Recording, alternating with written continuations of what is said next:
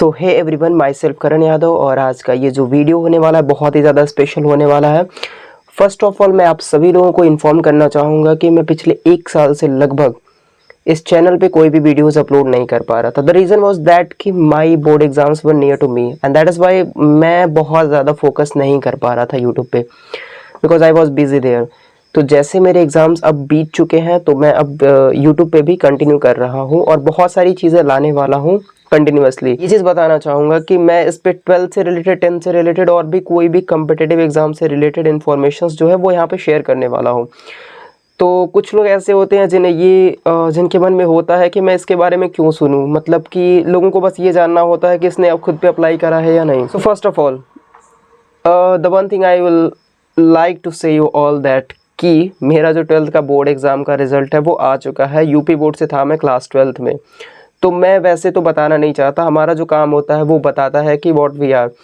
But हाँ, कुछ लोगों की सेटिस्फैक्शन के लिए मैं ये चीज़ श्योर कर देना चाहता हूँ कि मैंने खुद ये चीज़ें अप्लाई करी हैं। मैं जो भी चीज़ें बताता हूँ वो एक्सपीरियंस बेस पे बता रहा हूँ, जो मैंने एक्सपीरियंस कर रखी हैं। तो मेरा जो 12th का रिज़ल्ट आया उसमें मैंने 95% स्कोर कर रखा है। यूपी बोर्ड से था मैं, 475 आउट ऑफ 500 आया था। I was rank 9 in my district, यानी कि 9वीं रैंक थी मेरी डिस्ट्रिक्ट में और स्कूल में मेरा फर्स्ट रैंक था। So now you can believe कि मुझ पे आप ट्रस्ट कर सकते हो। तो मैं कुछ एक्सपीरियंस बेस्ड चीज़ें आप लोगों के साथ शेयर करने वाला हूँ कि आप बोर्ड एग्ज़ाम के दौरान किन चीज़ों को करना है और किन चीज़ों को नहीं करना। बिकॉज अगर कोई भी चीज़, कोई भी तैयारी हम कर रहे हैं तो हमें क्या करना है ये मैटर तो करता ही है, बट क्या नहीं करना है ये ज़्यादा मैटर करता है। हमें सिलेबस कवर करना है, दैट्स फाइन, बट सिलेबस में भी कुछ ऐसे पार्ट्स होते हैं जिन्हें नहीं पढ़ना। जैसे कि 80-20 रेशियो चलता है, जो हमारे सिलेबस का 20% पार्ट होता है वही हमें 80% मार्क्स दिला रहा होता है, और जो बाकी के 80% हमारे पार्ट्स होते हैं वो 20% मार्क्स दिला रहे होते हैं। तो हमें ये डिसाइड करना बहुत ज़रूरी है कि क्या पढ़ना है और क्या नहीं पढ़ना है। क्या पढ़ना है ये तो वैसे सभी बता देते हैं, बट क्या नहीं पढ़ना है it is more important then कि क्या पढ़ना है। मैं अब सीधे अपने पॉइंट पे आना चाहता हूँ कि हम लोग 12th की तैयारी किस हिसाब से करने वाले हैं। अभी हमारा चल रहा है, अक्टूबर का मंथ स्टार्ट होने वाला है। लेट वी नो कि हाँ ठीक है, अक्टूबर से स्टार्ट हो रही हैं चीज़ें। सितंबर गया ख़त्म, जो 2 से 1-2 दिन बचा हुआ है उसे नहीं मानते हैं, मान लेते हैं अक्टूबर से स्टार्ट हो रहा है। फेब या मार्च से के टाइम में हमारे जो है बोर्ड एग्ज़ाम्स हो रहे होते हैं। तो बेसिकली हमारे पास अगर कुल मिला के देखा जाए तो अक्टूबर, नवंबर, दिसंबर, जैन, फेब, अप्रॉक्सीमेटली 5 मंथ्स के आसपास हैं। 1 महीने छोड़ देते हैं, लास्ट में रिवीजन टाइम हमें चाहिए, एक्स्ट्रा टाइम चाहिए रिवीजन के लिए, 1 महीना हम छोड़ देते हैं, ठीक है। तो कुल मिला के 5 महीने हमारे पास है। यहाँ पे हमें कुछ भी एक्स्ट्रा नहीं करना है, बस हमें क्या करना है, एनसीईआरटी पे स्टिक हो जाना है। 12th बोर्ड्स में मैंने देखा है, I have generalized that all की अगर आप एनसीईआरटी करके जा रहे हो आपके 99% क्वेश्चंस उस एनसीईआरटी में से ही पूछे जाएंगे। सो एनसीईआरटी पे पकड़ बनाइए, कुछ अदर किसी भी टाइप की किसी भी बुक को सॉल्व करने की कोई ज़रूरत नहीं है, चाहे वो कोई भी सब्जेक्ट हो, ओके। और सबसे पहले आप लोग गूगल पे जा करके और अपने सिलेबस को डाउनलोड करें। सिलेबस डाउनलोड कर लीजिए और उसमें देखिए कि क्या चीज़ है, क्या एडिशनल है जो पिछले साल था इस साल नहीं है, क्या चीज़ें हैं जो हमें अवॉइड करनी है, क्योंकि एक्स्ट्रा पढ़ने से कोई फ़ायदा नहीं होने वाला। हमें उतना ही पढ़ना है जिससे हमारा काम हो जाए, ठीक है। सो सबसे पहले जा करके आप हर एक सब्जेक्ट की डिटेलिंग कर लीजिए। तो नंबर 1 हमें है कि हमें अपना सिलेबस जान लेना है। जो बाकी के 4 से 5 महीने बचे हुए हमें करना क्या है, बेसिकली हमें हर एक सब्जेक्ट को 1 आवर पर डे देना है। अपार्ट फ्रॉम स्कूलिंग के अलावा 1 घंटे हमें हर एक सब्जेक्ट को देना है। अगर आप 12th में हैं तो आपके 5 सब्जेक्ट होंगे, तो 1 घंटे हर एक सब्जेक्ट को पार्शियल डिवाइड करना है। यानी ऐसा नहीं होना चाहिए कि किसी एक सब्जेक्ट को ज़्यादा टाइम दे दिया और किसी एक सब्जेक्ट को कम दे दिया। हमें भी ऐसा हो सकता है कि इंग्लिश और हिंदी को मिला करके आप 1 आवर 30 मिनट्स के अंदर फाइनल कर लें। जो उसका 30 मिनट बचेगा वो आपका जो वीक सब्जेक्ट है, मे बी फिजिक्स या केम या फिर बायो, मैथ, जो भी हो, उसमें आप थोड़ा एक्स्ट्रा टाइम दे सकते हो।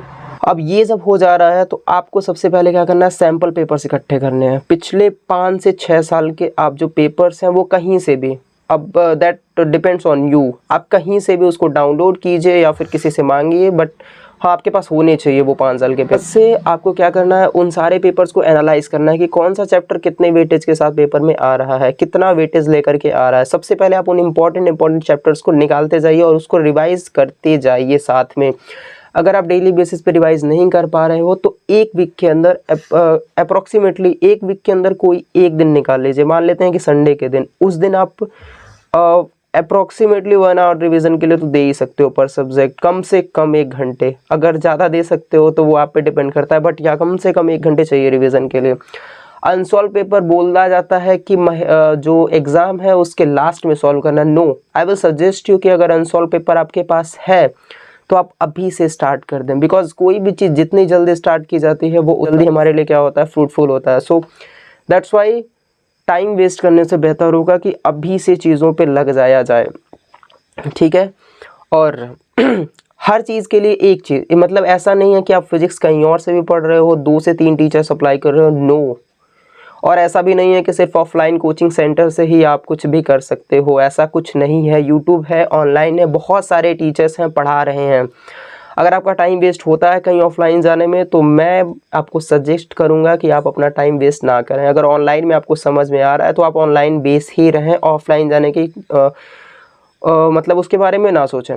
और एक चीज़, सबसे इम्पॉर्टेंट चीज़ ये है कि हमें बोर्ड एग्ज़ाम का प्रेशर नहीं लेना है। Board exam is just like a normal exam जो आज तक हम देते चले आए हैं, 1 2 3 4 5 6 7 8, यस नॉर्मल एग्ज़ाम है। बस यहाँ फ़र्क ये पड़ जाता है कि एक एक्स्ट्रा प्रेशर क्रिएट हो जाता है पीपल से कि कैमरा लगा हुआ है, ये है वो है। नो, जब आपका फोकस आपके खुद के पेपर पे होगा तो कैमरा कौन आगे पीछे है कोई मतलब नहीं है, आप खुद पे फोकस। और अक्सर ऐसा देखा जाता है कि जब भी आप 10th या 12th में होंगे तो आसपास के जो लोग होते हैं, रिलेटिव होंगे, फैमिली वाले होंगे या फिर कुछ आपसे बड़े लोग होंगे, वो ये बोलेंगे कि बोर्ड है, पढ़ ले वगैरह वगैरह। यस प्रेशर है पर प्रेशर लेना नहीं है, क्योंकि अगर यहाँ प्रेशर आ गया तो दिमाग काम करना बंद कर देगा। आप जो पढ़ोगे वो आपके माइंड में जाएगा नहीं। सो आई विल सजेस्ट यू कि आप इन सारे प्रेशर से बचो। आपको करना क्या है, नॉर्मली सिलेबस डाउनलोड करो और उसी के अकॉर्डिंग अपना टाइम टेबल प्रिपेयर करो। इन 4 से 5 महीनों के लिए टाइम टेबल, ऐसा टाइम टेबल बनाना है कि वो फॉलो हो सके, 10-12 घंटे का नहीं, एक प्रॉपर और प्रैक्टिकल टाइम टेबल होना चाहिए। ऐसा नहीं कि बस बना दिया 12 घंटे का, टॉप करने वाला 12 घंटे नहीं पढ़ता, दैट्स द फैक्ट। उसके पास एक आइडिया होता है, वो हर चीज़ को बैलेंस करके चलता है। बैलेंस जो होता है ना वो सबसे ज़्यादा इंपॉर्टेंट है किसी भी एग्ज़ाम को क्रैक करने के लिए। सो ये मत सोचिए कि 95 लाना है तो 12 आवर्स पढ़ने, no, it doesn't matter. Productivity is more important than quantity. Quantity नहीं, क्वालिटी पे फोकस करना है। तो पूरा का पूरा फोकस अपने क्वालिटी पे लेकर के जाइए, ना कि क्वांटिटी पे। नोट्स बनाते समय अक्सर देखा जाता है कि पूरी की पूरी छपाई करने लगते हैं लोग। नो, इतना ही नोट्स प्रिपेयर कीजिए जितना आप एग्जाम के जस्ट पहले रिवाइज कर सकें। शॉर्ट नोट्स के फॉर्म में बनाइए, अधिक से अधिक चीज़ें जो है वो छोटे में ख़त्म करने की कोशिश कीजिए। मैं बायो जो है वो स्टार्ट कर रहा हूँ, ह्यूमन रिप्रो। अगले 1 से 2 दिनों के अंदर मैं ह्यूमन रिप्रोडक्शन के लेक्चर से स्टार्ट करने जा रहा हूँ। सो कंप्लीट 12th की बायो मैं कवर करा दूंगा और स्टार्ट करने जा रहा हूँ। सो जो भी लोग मेरे साथ जुड़ना चाहते हैं जुड़ सकते हैं। अपने रेगुलर शेड्यूल में या फिर रूटीन में आपको एक्सरसाइज मेडिटेशन ऐड करना है, इट इज़ मस्ट। ये आपकी प्रोडक्टिविटी को 2x 3x तक इंक्रीज कर देगा।